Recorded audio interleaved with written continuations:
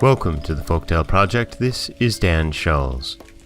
This week we're visiting England, and Great British Tales always means a start, at least, from Joseph Jacobs. Today's story is a love story, but it's more a tale to tell you that you just can't fight fate, no matter how wise you think you are.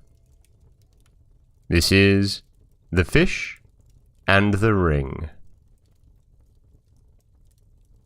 Once upon a time, there was a mighty baron in the North Countrie who was a great magician that knew everything that would come to pass. So one day, when his little boy was 4 years old, he looked into the book of fate to see what would happen to him. And, to his dismay, he found that his son would wed a lowly maid that had just been born in a house under the shadow of York Minster. Now, the baron knew the father of the little girl was very, very poor, and he had 5 children already. So he called for his horse, and rode into York, and passed by the father's house, and saw him sitting by the door, sad and doleful. So he dismounted, and went up to him, and said, "What is the matter, my good man?" And the man said, "Well, your honour, the fact is, I've 5 children already, and now a 6th's come, a little lass, and where to get the bread from to fill their mouths, that's more than I can say." "Don't be downhearted, my man," said the baron. "If that's your trouble, I can help you. I'll take away the last little one, and you won't have to bother about her." "Thank you kindly, sir," said the man. And he went in, and brought out the lass, and gave her to the baron, who mounted his horse, and rode away with her. And, when he got by the bank of the river Ouse, he threw the little thing into the river, and rode off to his castle.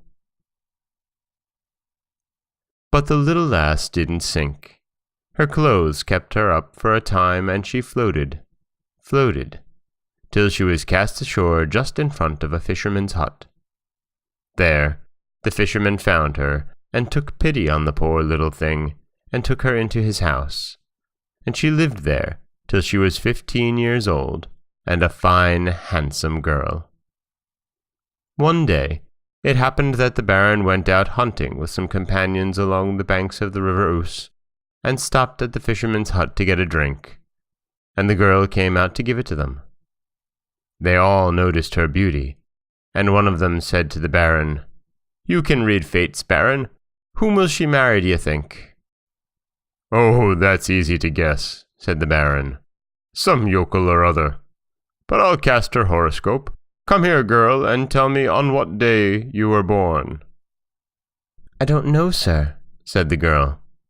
"I was picked up just here, after having been brought down by the river about 15 years ago. Then the baron knew who she was, and when they went away, he rode back and said to the girl, "Hark ye, girl, I will make your fortune. Take this letter to my brother in Scarborough, and you'll be settled for life." And the girl took the letter, and said she would go. Now, this is what he had written in the letter. "Dear brother, take the bearer and put her to death immediately. Yours affectionately, Albert." So soon after the girl set out for Scarborough, and slept for the night at a little inn.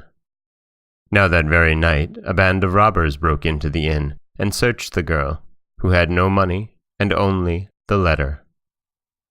So they opened this, and read it, and thought it a shame. The captain of the robbers took a pen and paper, and wrote this letter. "Dear brother, take the bearer and marry her to my son immediately. Yours affectionately, Albert." And then he gave it to the girl, bidding her begone. So she went on to the baron's brother at Scarborough, a noble knight, with whom the baron's son was staying.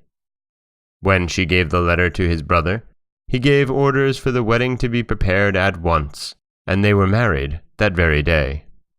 Soon after, the baron himself came to his brother's castle, And what was his surprise to find that the very thing he had plotted against had come to pass.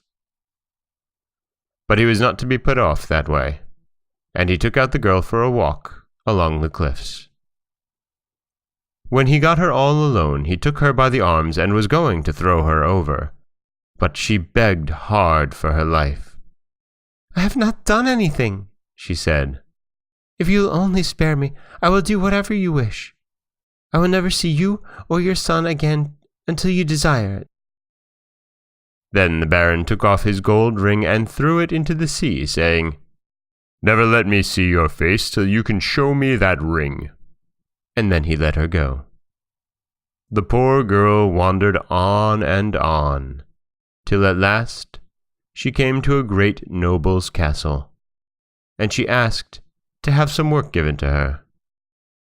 They made her a scullion girl of the castle, for she had been used to such work in the fisherman's hut. Now, one day, who should she see coming up to the noble's house but the Baron and his brother and his son, her husband.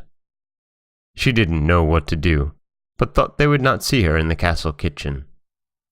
So she went back to her work with a sigh, and set to cleaning a huge fish that was to be boiled for their dinner. And as she was cleaning it, she saw something shine inside it. And what do you think she found? Why, there was the Baron's ring, the very one he had thrown over the cliff at Scarborough. She was right glad to see it, you may be sure. Then she cooked the fish up as nicely as she could, and served it. Well, when the fish came on the table, the guests liked it so well that they asked the noble who cooked it. He said he didn't know, but he called to his servants, "Ho there! Send up the cook that cooked that fine fish." So they went down to the kitchen, and told the girl she was wanted in the hall. Then she washed and tidied herself, and put the Baron's gold ring on her thumb, and went up into the hall. When the banqueters saw such a young and beautiful cook, they were surprised. But the Baron was in a tower of a temper, and started up as if he would do her some violence. So the girl went up to him, with her hand before her, with the ring on it, and she put it down before him on the table.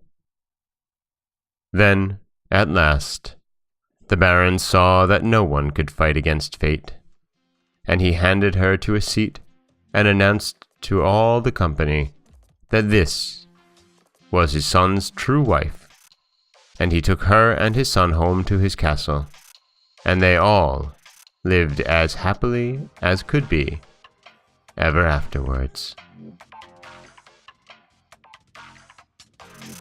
And that is the English folktale of the Fish and the Ring, brought to us by Joseph Jacobs. It is a love story. It is a story of fate and trying desperately to change it.